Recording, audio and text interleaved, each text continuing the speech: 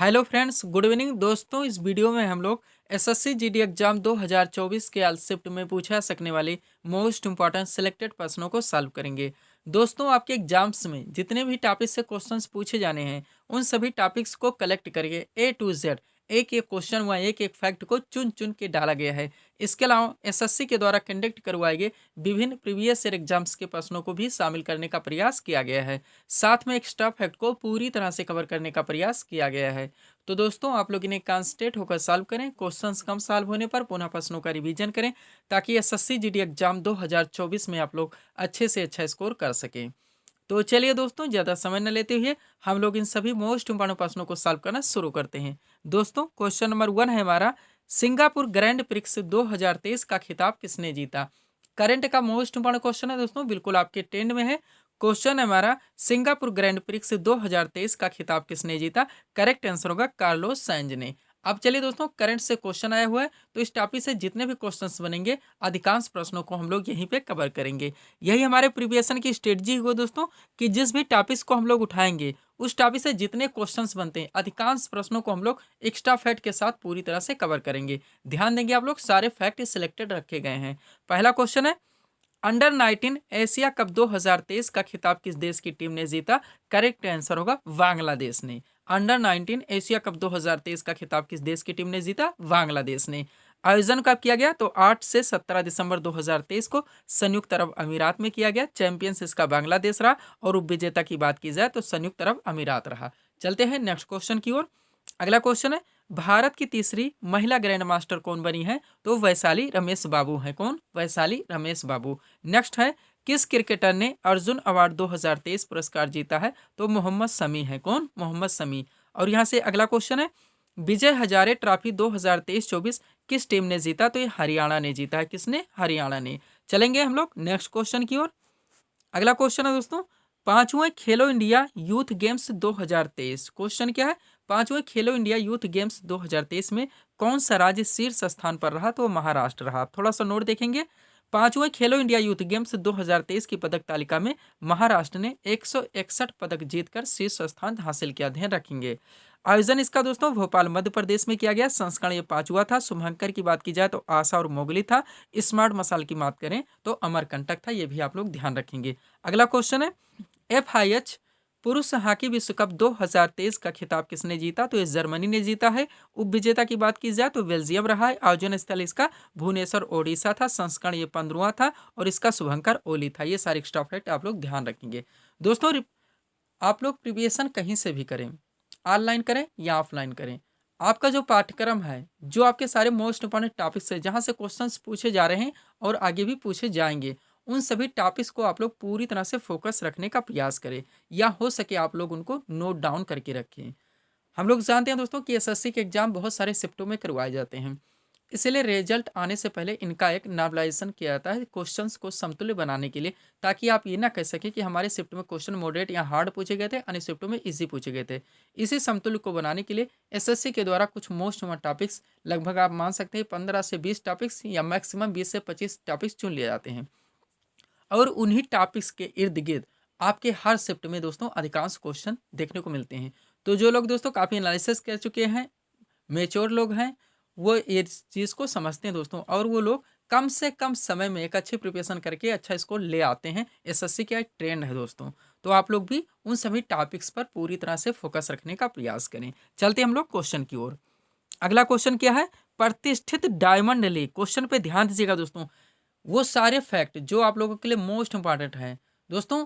हम बहुत ज़्यादा फैक्ट आप लोगों को नहीं दे रहे हैं, लेकिन वो फैक्ट जहाँ से आपके एग्जाम्स में क्वेश्चंस बनेंगे उनको हम लोग मिस भी नहीं कर सकते। हम जानते हैं कि ना हम सब कुछ पढ़ सकते हैं, ना सब कुछ याद रख सकते हैं, ना ही सब कुछ याद रखकर एग्जाम हॉल में जा सकते हैं और वहाँ पे परफॉर्मेंस कर सकते हैं। लेकिन जो इंपॉर्टेंट है, जो हमारे टॉपिक से जहाँ जो हमारे ट्रेंड में है क्वेश्चन पूछे जाएंगे, उनको हम लोग मिस भी नहीं कर सकते। क्वेश्चन क्या है, प्रतिष्ठित डायमंड लीग 2023 का खिताब किसने जीता तो नीरज चोपड़ा ने जीता है। नेक्स्ट है, विश्व एथलेटिक्स चैंपियनशिप 2023 में किस देश ने शीर्ष स्थान हासिल किया तो अमेरिका ने किया है। अगला क्वेश्चन है, आईसीसी अंडर 19 महिला T20 विश्व कप 2023 का खिताब किसने जीता तो भारत ने जीता है। उपविजेता की बात की जाए तो इंग्लैंड रहा है। आयोजन स्थल इसका दक्षिण अफ्रीका था और संस्करण यह पहला था। लास्ट क्वेश्चन देखेंगे करंट अफेयर से। क्वेश्चन है, पुरुष क्रिकेट एशिया कप 2023 का खिताब किस टीम ने जीता? तो ये भारत ने जीता। विजेता की बात की जाए तो वो श्रीलंका रहा है। संस्करण की बात की जाए तो 16वां रहा है और आयोजन स्थल इसका श्रीलंका और पाकिस्तान रहा है।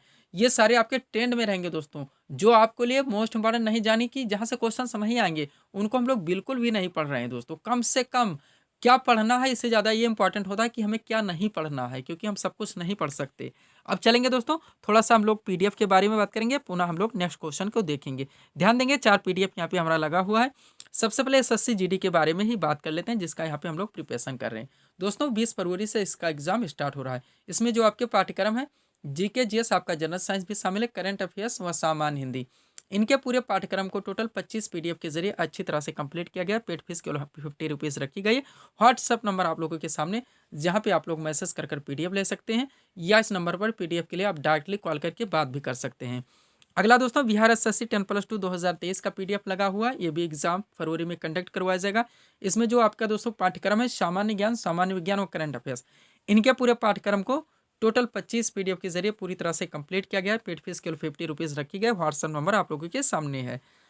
अगला देखेंगे दोस्तों, यूपी पुलिस कांस्टेबल 2023 का, जिसमें आपका पाठ्यक्रम जीके जीएस, आपका जनरल साइंस शामिल है, करंट अफेयर्स, पुलिस व्यवस्था से संबंधित समाज सचेतता के क्वेश्चंस, यूपी स्पेशल आपका आ जाएगा, वह सामान्य हिंदी। इनके पूरे पाठ्यक्रम को टोटल 40 पीडीएफ के जरिए कंप्लीट किया गया है।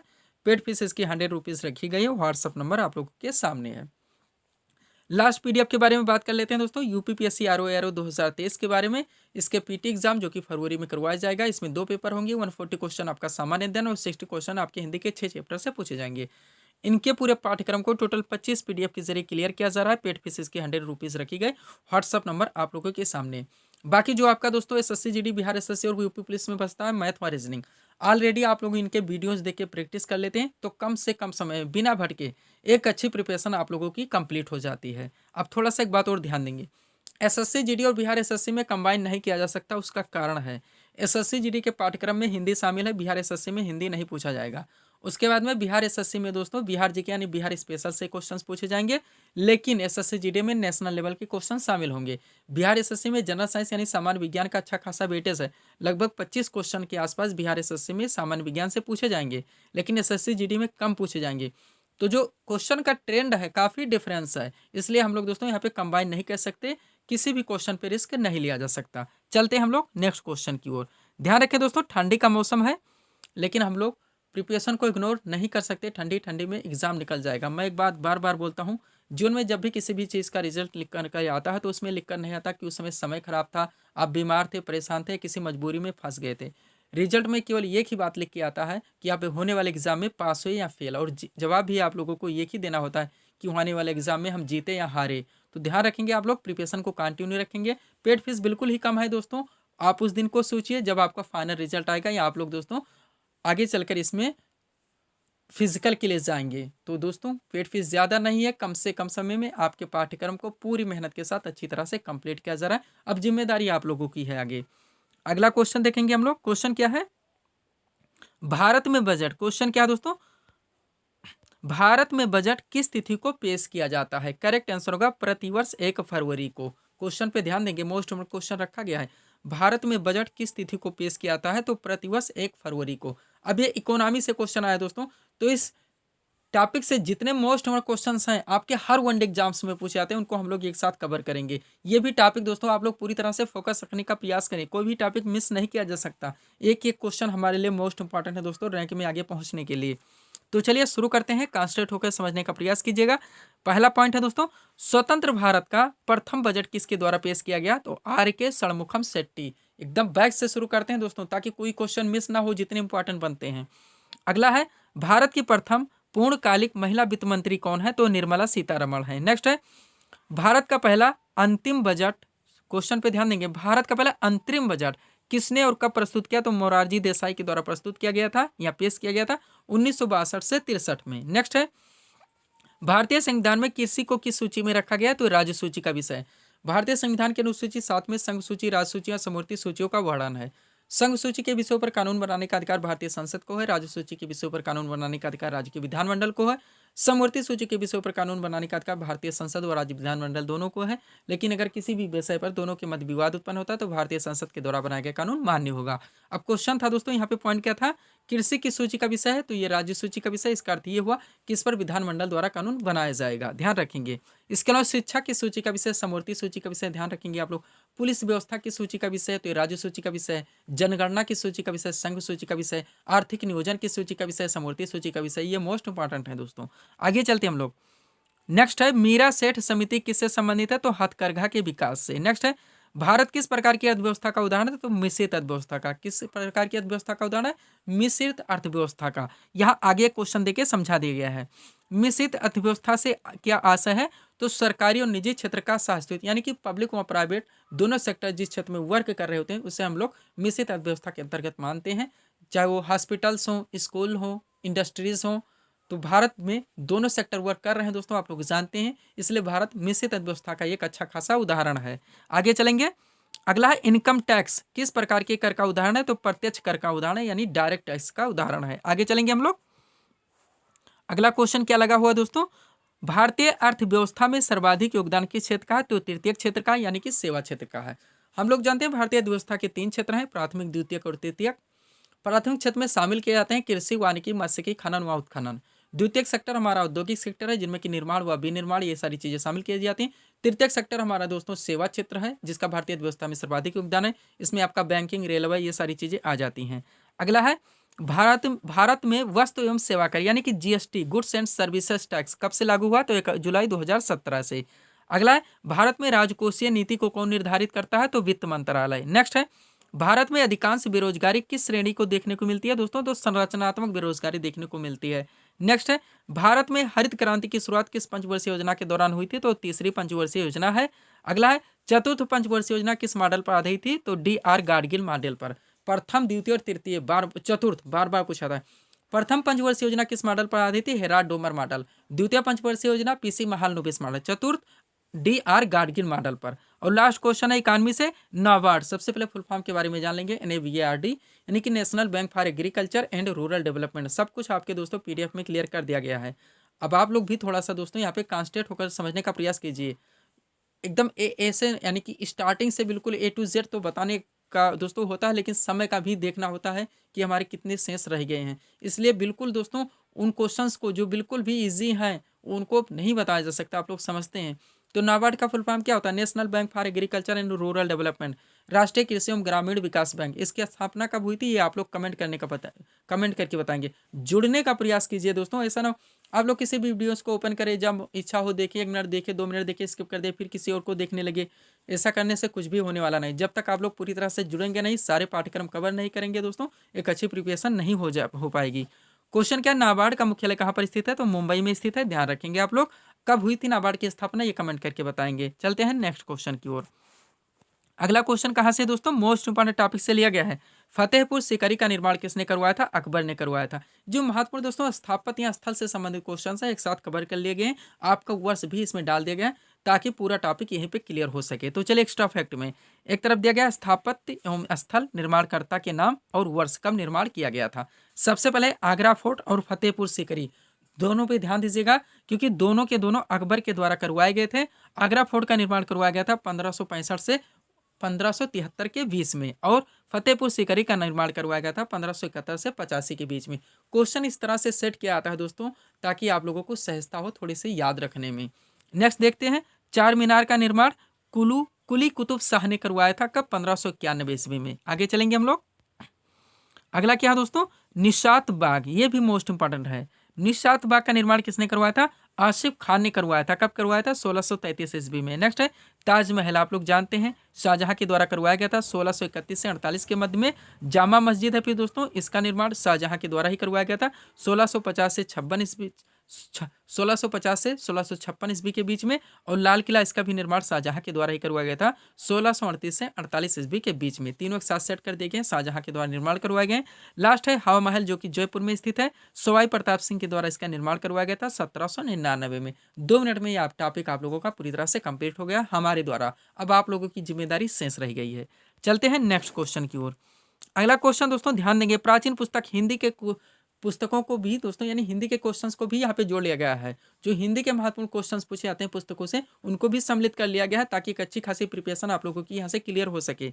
ध्यान देंगे आप लोग।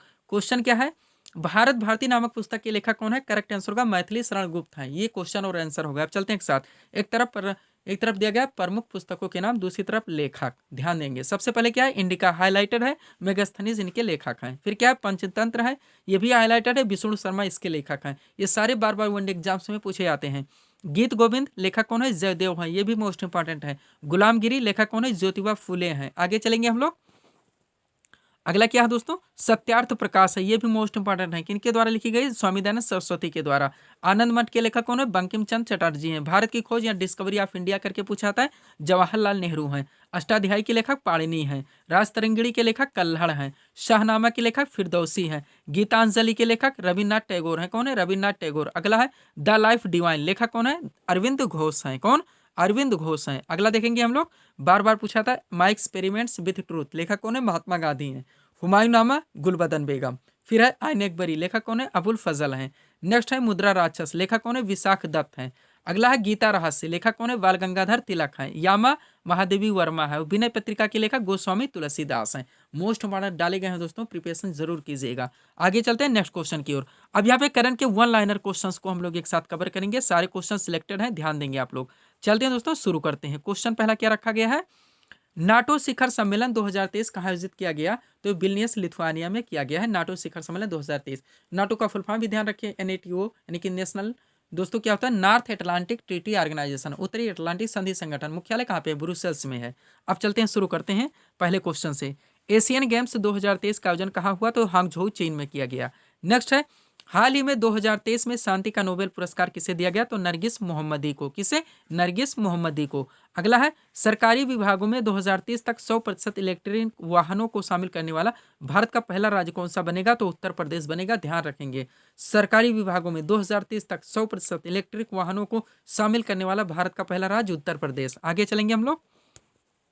अगला क्वेश्चन क्या है दोस्तों, वर्ष 2023 का क्वेश्चन क्या है, वर्ष 2023 का लोकमान्य तिलक पुरस्कार किसे प्रदान किया गया? तो प्रधानमंत्री नरेंद्र मोदी को। नेक्स्ट है, हाल ही में किस राज्य की कैबिनेट ने नई खेल नीति 2023 को मंजूरी दी है? तो उत्तर प्रदेश राज्य सरकार के द्वारा किया गया है। अगला है, भारत में पहली drone police unit, most important question है, भारत में पहली ड्रोन पुलिस यूनिट की शुरुआत किस शहर में की गई? तो चेन्नई में। नेक्स्ट है, उत्तर प्रदेश सरकार द्वारा पीपीपी मॉडल, पीपीपी क्या होता है? पब्लिक प्राइवेट पार्टनरशिप, यानी सरकारी व निजी, ये भी आप लोग इसी से समझ लीजिए, जिसमें दोस्तों आपके पब्लिक व प्राइवेट दोनों सेक्टर आते हैं। पीपीपी मॉडल पर कितने जिलों में मेडिकल कॉलेज खोलने का निर्णय लिया? तो टोटल 16 जिलों में। यहाँ से अगला क्वेश्चन है, विश्व की सबसे ऊंची नटराज प्रतिमा कहाँ स्थापित की गई? तो नई दिल्ली में। ध्यान रखेंगे। चलते हैं नेक्स्ट क्वेश्चन की ओर। अगला है, यूडीआई के नए सीईओ कौन बने हैं? तो अमित अग्रवाल है। यूडीआई का फुल फॉर्म क्या होता है? Unique identification authority of India. और सीईओ का full form chief executive officer, यानी कि मुख्य कार्यकारी अधिकारी। अब पूरा एक साथ पढ़ते हैं। यूडीआई के नए मुख्य कार्यकारी अधिकारी कौन बने हैं? तो अमित अग्रवाल हैं। अगला है, हाल ही में किस मेट्रो ने, सुपर क्वेश्चन है दोस्तों, ग्रीन वर्ल्ड अवार्ड 2023 जीता है? तो चेन्नई मेट्रो है। नेक्स्ट है, हाल ही में किसे साहित्य अकादमी पुरस्कार 2023 से सम्मानित किया गया? तो प्रिया एएस को किया गया। किसे? प्रिया एएस को। चलते हैं नेक्स्ट क्वेश्चन की ओर, करंट के दोस्तों ही। अगला क्वेश्चन क्या है, उत्तर प्रदेश सरकार द्वारा स्वच्छ भारत मिशन 2023 के लिए कितने तीर्थ शहरों का चयन किया गया है? तो 7। मोस्ट इम्पोर्टेंट क्वेश्चन ये बनता है दोस्तों आप लोगों के लिए। सबसे पहला कौन सा है? अयोध्या है, वाराणसी है, मथुरा है, प्रयागराज है, गोरखपुर है, मिर्जापुर है, कुशीनगर। यूपी स्पेशल से भी ये दोस्तों मोस्ट इम्पोर्टेंट क्वेश्चन हो जाता है आपका। क्वेश्चन क्या, उत्तर प्रदेश सरकार द्वारा स्वच्छ भारत मिशन 2023 के लिए कितने तीर्थ शहरों का चयन किया गया? तो 7। ध्यान रखेंगे, ये भी क्वेश्चन आपके एग्जाम में पूछा सकता है, करंट में मोस्ट इंपॉर्टेंट है। अब 7 शहरों के नाम भी ध्यान रखेंगे, कभी कभी क्वेश्चन पलट जाता है, निम्न में से कौन सा नहीं ये करके पूछ लिया गया तो आप लोग क्या करेंगे? तो इसलिए पूरी तरह से प्रिपरेशन रखने का प्रयास करें, रिवीजन में इसीलिए बोलता हूँ। अगला क्या है, केंद्र सरकार ने केंद्रीय बजट 2023-24 में उत्तर प्रदेश की किस योजना को देश भर में विस्तार करने की घोषणा की है? तो एक जिला एक उत्पाद योजना। अब ये क्वेश्चन पलट दिया जाए, एक जिला एक उत्पाद योजना किस राज्य सरकार की योजना? तो उत्तर प्रदेश। ऐसा भी क्वेश्चन बन जाता है, मोस्ट इंपॉर्टेंट। लास्ट है यहाँ से, हाल ही में उत्तर प्रदेश सरकार ने किन धार्मिक स्थलों को जोड़ने के लिए वंदे भारत मेट्रो चलाने का निर्णय लिया है? तो प्रयागराज, अयोध्या और वाराणसी को जोड़ने के लिए, ये भी आप लोग ध्यान रखेंगे। चलते हम लोग नेक्स्ट क्वेश्चन की ओर। अगला क्वेश्चन कहाँ से आ रहा है दोस्तों? जियोग्राफी से आ रहा है। भूगोल के क्वेश्चन को उठाया गया है, उसको सॉल्व किया गया है, पुनः भूगोल के मोस्ट प्रश्नों को एक साथ कवर कर लिया गया है। क्वेश्चन क्या रखा गया है, कर्क रेखा भारत के कितने राज्यों से होकर गुजरती है? तो टोटल 8 राज्यों से। ये क्वेश्चन और आंसर था। अब चलिए एक साथ कवर करते हैं। पहले क्या है? कर्क रेखा भारत के 8 राज्यों से होकर गुजरती है। इन राज्यों का पश्चिम से पूर्व क्रम इस प्रकार है। पश्चिम से पूर्व कर्क रेखा क्या है दोस्तों? एक अक्षांशीय रेखा है जो कि 23.5 डिग्री नॉर्थ है, भारत के बीचों बीच से होकर गुजरती है। अब पश्चिम से पूर्व राज्य भी ध्यान रखेंगे और याद कर लेंगे। क्वेश्चन पलट दिया जाए, कर्क रेखा भारत के किन राज्यों से होकर नहीं गुजरती है, तब क्या करेंगे आप? इसे में 8 राज्यों के नाम याद नहीं तो क्वेश्चन सॉल्व नहीं कर सकते। अगर तुक्का मारेंगे गलत होगा तो निगेटिव मार्किंग अलग से झेलनी होगी। और आप जानते हैं क्वेश्चन मिस होने से या गलत होने से कितने रैंक आप ऊपर नीचे हो जाते हैं। तो चलिए 8 राज्य कौन से हैं पश्चिम से पूर्व? गुजरात है सबसे पहले, राजस्थान, मध्य प्रदेश, छत्तीसगढ़, झारखंड, पश्चिम बंगाल, त्रिपुरा और मिजोरम। ध्यान रखेंगे। अगला दोस्तों इसी से मिलता जुलता, भारत की मानक समय रेखा यानी कि IST, इंडियन स्टैंडर्ड टाइम, कितने राज्यों से होकर गुजरती है? तो 5 राज्यों से। कर्क रेखा 8 राज्यों से और IST 5 राज्यों से। नोट देखिएगा, भारत की मानक समय रेखा 5 राज्यों से होकर गुजरती है। इन 5 राज्यों का उत्तर से दक्षिण अब देखिएगा क्रम इस प्रकार है, क्योंकि एक देशांतरीय रेखा है। तो सबसे ऊपर मध्य प्रदेश, फिर मध्य उत्तर प्रदेश, फिर मध्य प्रदेश, फिर छत्तीसगढ़, ओडिशा और लास्ट में सबसे नीचे दोस्तों आंध्र प्रदेश। ये भी क्रम से ध्यान रखेंगे। एक एक क्वेश्चन की कीमत होती है, आप लोग जानते हैं। अगला क्वेश्चन देखिएगा, मैकमोहन रेखा मोस्ट इंपॉर्टेंट है, भारत और किस देश के मध्य में स्थित है? तो चीन के मध्य में। नेक्स्ट, रेड क्लिफ रेखा भारत और किस देश के मध्य में स्थित है? तो पाकिस्तान के मध्य में। दोनों प्रिपेयर रहेंगे। आगे चलेंगे, आपके सिलेबस में पूरी तरह से मेंशन किया हो भारत एवं उनके पड़ोसी देश। नेक्स्ट, प्रायद्वीपीय भारत की सबसे बड़ी नदी कौन सी है? तो गोदावरी है। नासिक जो शहर है, ध्यान रखेंगे, वो इसी नदी के तट पर स्थित है। अगला है, माजुली द्वीप किस राज्य में स्थित है? तो ये असम में स्थित है। पूरा का पूरा जिला है ब्रह्मपुत्र नदी के बीचों बीच में। ये भी आप लोग ध्यान रखेंगे। कौन सी नदी? ब्रह्मपुत्र। अगला क्वेश्चन है, किस नदी को बिहार का शोक कहा जाता है? कोसी नदी। और किस नदी को बंगाल का शोक कहा जाता है? तो दामोदर नदी है। नेक्स्ट है, भारत का एकमात्र तैरता हुआ राष्ट्रीय उद्यान कौन सा है? तो केबुल लामजाओ राष्ट्रीय उद्यान है। नेक्स्ट है, भारत में स्थित प्रवाल भित्ति द्वारा निर्मित द्वीप कौन सा है? तो लक्षद्वीप है, जो कि प्रवाल भित्ति द्वारा निर्मित हुई। ध्यान रखेंगे। नेक्स्ट, भारत के मुख्य भूमि का दक्षिणतम बिंदु कौन सा है? तो केप कोमोरिन है, जिसे हम लोग कन्याकुमारी के नाम से भी जानते हैं। अब दो तरह से क्वेश्चन पूछता है, एक भारत का दक्षिणतम बिंदु, तब आपका द्वीप जुड़ जाता है और आंसर क्या हो जाता है? इंदिरा पॉइंट। लेकिन जब मुख्य भूमि की बात होगी तो द्वीप छूट जाएंगे और आपका करेक्ट आंसर होगा केप कोमोरिन या फिर कन्याकुमारी। अगला क्वेश्चन क्या है, अरावली पर्वत श्रेणी किस राज्य में स्थित है? तो राजस्थान राज्य में स्थित है, आप लोग जानते हैं। और ये भारत के सबसे पुराने पर्वत श्रृंखला यानी अपशिष्ट पर्वत में इसकी गिनती की जाती है। इसकी सबसे ऊंची चोटी कौन सी है अरावली की? ये आप लोग कमेंट करके बताएंगे। अगला क्या है दोस्तों, प्रायद्वीपीय भारत या दक्षिण भारत की सबसे ऊंची चोटी कौन सी है? तो अनाईमुडी है। सेकंड पे कौन सी है? दूसरी सबसे ऊंची चोटी प्रायद्वीपीय भारत दक्षिण भारत की, तो दोदा बेटा है। ये भी आप लोग ध्यान रखेंगे। अगला क्वेश्चन है, भारत में सबसे अधिक वर्षा कहाँ पर होती है? तो मासिनराम मेघालय में होती है। हम लोग जानते हैं यहाँ पे 3 पहाड़ियां हैं, गारो खासी और जैंतिया के नाम से। इसी कारण से यहाँ पे विश्व में सबसे ज्यादा वर्षा होती है। अगला है, अंडमान निकोबार द्वीप समूह कहाँ पर स्थित है? तो बंगाल की खाड़ी में स्थित है। और लास्ट क्वेश्चन देखेंगे यहाँ से दोस्तों, क्या रखा है क्वेश्चन, क्या रखा गया है, भारत का कौन सा राज्य सर्वाधिक राज्यों की सीमाओं को स्पर्श करता है? उत्तर प्रदेश है। ये भी आप लोग ध्यान रखेंगे, क्वेश्चन पूछा सकता है। और यूपी स्पेशल के लिए दोस्तों तो ये मोस्ट इंपोर्टेंट क्वेश्चन बन जाता है, जो के पाठ्यक्रम में यूपी स्पेशल आता है, यानी SSCD या यूपी पुलिस आप ले सकते हैं। चलते हैं नेक्स्ट क्वेश्चन की ओर। अगला क्वेश्चन दोस्तों हमारा हिंदी से उठाया गया। क्वेश्चन क्या है, अर्वाचीन का सही विलोम शब्द क्या होगा? तो प्राचीन होगा। आप ध्यान देंगे यहाँ पे 2 बातें। सबसे पहली बात दोस्तों, हिंदी के क्वेश्चंस आप लोग जब भी सॉल्व करें वर्तनी पर खास फोकस रखने का प्रयास करें। एग्जाम में आप लोग समय के दबाव से चारों ऑप्शन चेक नहीं करते, अपने आंसर देते हैं, वर्तनी पर ध्यान नहीं करते और ज़्यादा क्वेश्चन आप लोगों के ऐसे ही गलत हो जाते हैं। तो क्वेश्चन को देखें, चारों ऑप्शन चेक करें, एग्जैक्ट देखें, फिर अपना ऑप्शन चुनें। ऐसा करके दोस्तों आप लोग थोड़ा सा समय दें, लेकिन वर्तनी पर खास फोकस रखने का प्रयास करें, ताकि हिंदी के क्वेश्चन जो ईजी होते हैं दोस्तों, कम से कम वो गलत ना हो।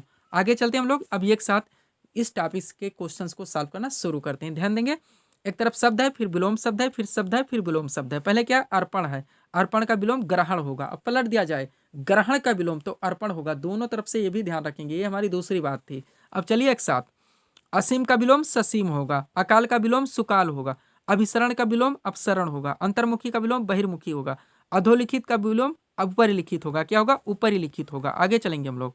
अगला क्या है दोस्तों, अत्यंत। अत्यंत का विलोम क्या होगा? अल्प होगा। अब अल्प का विलोम पूछा जाए तो अत्यंत होगा। अल्पकालीन का विलोम दीर्घकालीन होगा। अमावस्या का विलोम पूर्णिमा होगा। आयोजन का विलोम वियोजन होगा। अल्पसंख्यक का विलोम बहुसंख्यक होगा। अनुरक्त का विलोम विरक्त होगा। अधुनातन का विलोम पुरातन होगा। आध्यात्मिक का विलोम भौतिक होगा। आकार का विलोम निराकार होगा। आवाहन का विलोम विसर्जन होगा। क्या? विसर्जन। अब विसर्जन का विलोम पूछा जाए तो क्या होगा? आवाहन होगा।